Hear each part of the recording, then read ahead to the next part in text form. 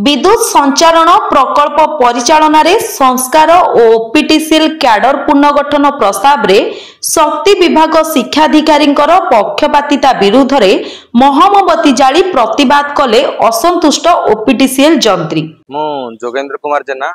आम ओपीटीसीएल संस्थार engineer association general secretary अच्छी आमे गत मार्च 7 तारिख रु आमे शांतिपूर्ण भाव आमर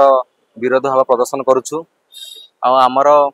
जो सब डिमांड रही प्रमुख डिमांड रही कि ओपीटीसीएल जो प्रोजेक्ट सब आम जो प्रकल्प सब कार्यकारी होउची से सुचारू रूप से परिचालन हो पारना कारण प्रोजेक्ट रे जो सब एसओपी अच्छी जो कार्य कर जो पंथार हवा कथा से सब ठीक से रूप हो पारना आपण मानू माध्यम मीडिया माध्यम जनाइबा चाहूँ जे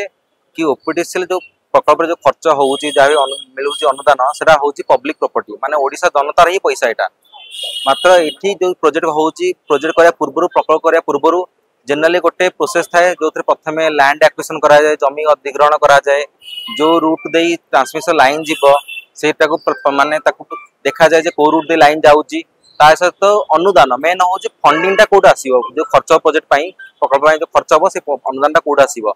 मात्र ओपीटीसीएल से सब जिन कर्तृपक्ष से सब जिन न देखिकी टेंडरिंग कर दौरान माने वर्क ऑर्डर भी हो फलवशतः वर्ष वर्ष धरी प्रोजेक्ट रे लैंड एक्विजिशन हो पारना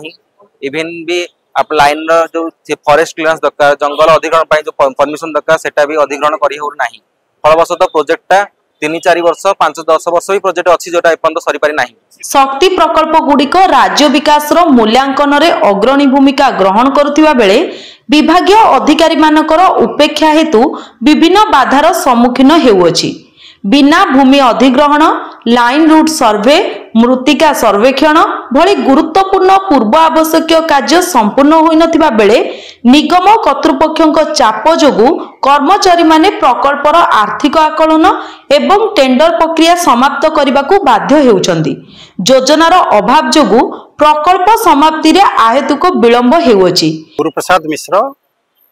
Odisha power transmission engineers association रो उपसाधारण संपादक आपण माध्यम आम यहाँ जनईदेवा चाहूँ जे दीर्घ मासे धरिकी कला बैच पिंधिकी प्रोटेस्ट कला परे जेहेतु आमर कौन भी दाबी संपूर्ण रूपे हैला नहीं किंबा ता ऊपर कौन कनक्लूसिव डिस्कशन हैला नहीं इन प्रोटेस्ट टू दैट लास्ट 2 दिन हैलानी विद्युत संचारण निगम इंजीनियर माने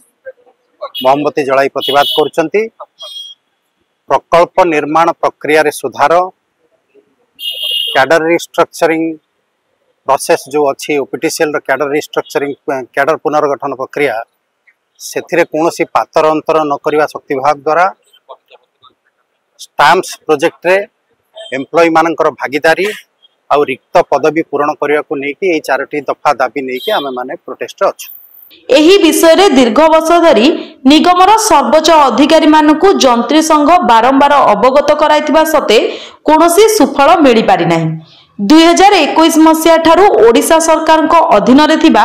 प्रत्येक वैषयिक विभाग एवं अक्टोबर 2024 मसिया रे विद्युत वितरण संस्था मानकर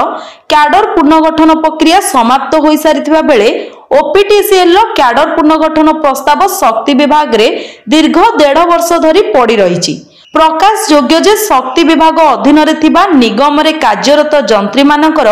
चाकरी शर्तावली और नीति रे समानता रक्षा करा जाय थाए किंतु शक्ति सचिवंकर उदासीनता एथिरे विच्युति सृष्टि करिछि जहाँकि शक्ति विभाग निगम रे कार्यरत जंत्री मानक पदोन्नति रे असमानता आनिछि। एही पातर अंतर विरुद्ध रे विद्युत शक्ति संचारण जंत्री संघ मोहमबती जाली प्रतिवाद करने सहित समस्यार आशु समाधान पाई माननीय मुख्यमंत्री और उपमुख्यमंत्री दृष्टि आकर्षण करिसेंती। Bureau report public media.